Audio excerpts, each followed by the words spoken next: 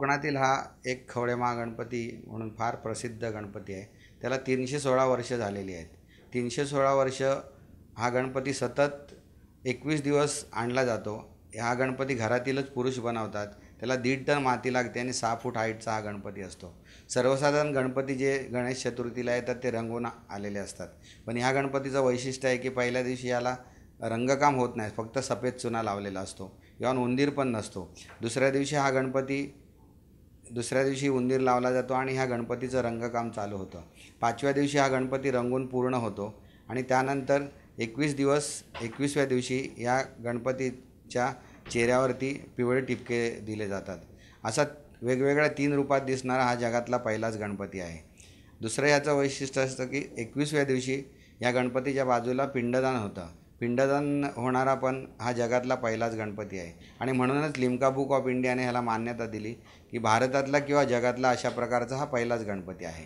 कलाकार ह्या पिक्चरचे दिग्दर्शक होते राजेश चव्हाण किंवा अलका कुबल म्हणा किंवा समीर धर्माधिकारी म्हणा किंवा प्रिया मराठे. ह्या कलाकारांनी छान आम्हाला साथ दिली आणि सहाय्य केलं. तसंच दिग्दर्शक राजेश चव्हाण ह्यांनी पण खूप मेहनत घेऊन हा फिल्म ही परिपूर्ण केलेली आहे. ती तुम्हाला पडद्यावरतीच त्यांचं दिग्दर्शन दिसेल. गाणी पण चैतन्य आडकर म्हणून पुण्याचे जे संगीतकार आहेत त्यांनी गाणी बनवलेली आणि ह्या गाण्यांचं वैशिष्ट्य असं आहे की जवळजवळ 4 गाणी ह्या चित्रपटात आहेत ती गणपतीचीच आहेत.